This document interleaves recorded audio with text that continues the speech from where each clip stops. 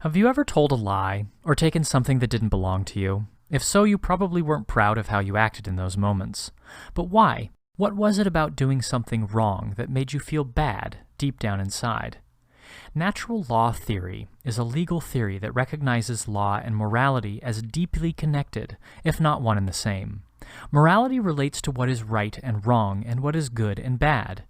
Natural law theorists believe that human laws are defined by morality and not by an authority figure like a king or a government.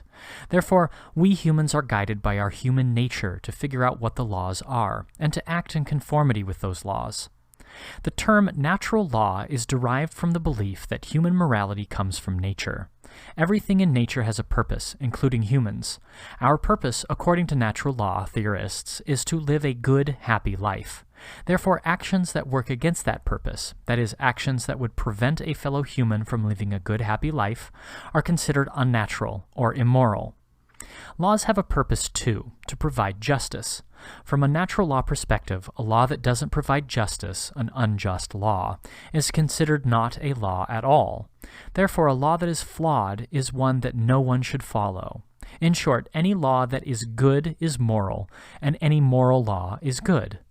Legal positivism is a legal theory that is the opposite of the natural law theory. Legal positivists believe that a law can be deeply flawed and yet still be considered a law. The concept of morality is objective. This means that the definition of what is right and what is wrong is the same for everyone, everywhere. The natural law approach to solving ethical dilemmas begins with the basic belief that everyone has the right to live their life.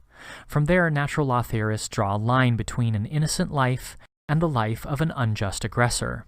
The natural law theory recognizes the legal and moral concept of self-defense, which is often used to justify acts of war. Natural law theory is not always a simple school of thought. It should come as no surprise that the ethics associated with natural law are equally complicated. The idea that the definition of what is right and what is wrong is the same for every person is sometimes difficult to apply to complex ethical dilemmas. Consider the following examples. Example 1. You are a passenger on a ship sailing across the ocean. Suddenly, your ship is overtaken in a powerful storm. You escape to a lifeboat with 25 other passengers. You notice that 4 of the passengers are badly injured and unlikely to survive for more than a week. You also know that the lifeboat only has enough food and water to sustain 22 passengers. Some of the other passengers are considering throwing the 4 injured passengers overboard in order to save the other survivors. If you were a natural law theorist, how would you solve this ethical dilemma?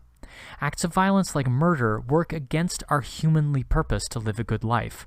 Therefore, throwing the injured passengers overboard is an unnatural act and contrary to natural law. Even if their deaths would ensure the survival of the 22 other passengers, the act of murder is against our human nature. Natural law forbids killing the injured passengers under any circumstances. A law against murder is a just law under the natural law theory.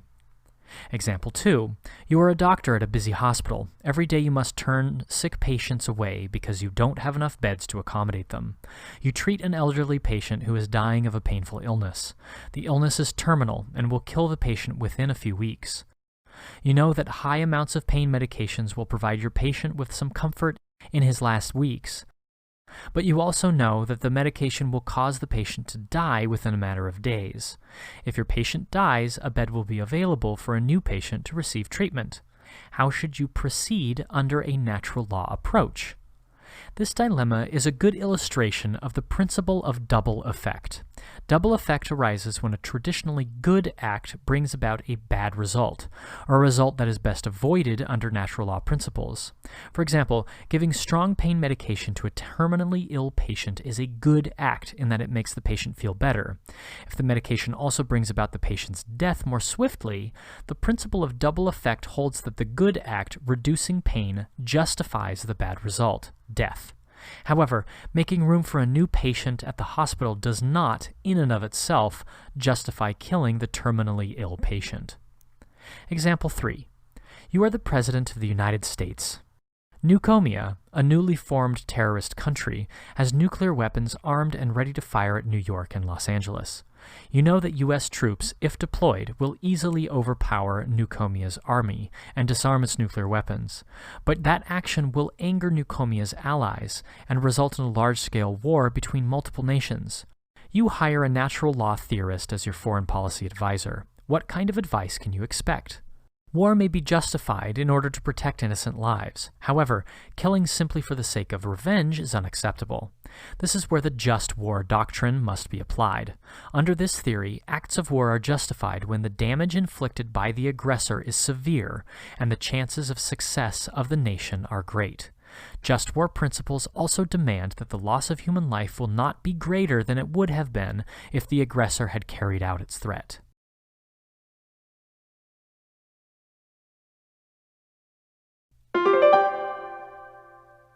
Let's review. Natural law theory is a legal theory that recognizes a deep connection between the law and morality. Under the natural law theory, only laws that are just are to be followed, while unjust laws may be ignored. Natural law theorists believe that it is a basic principle of human nature to want to live a good life, and therefore human laws should reflect that desire.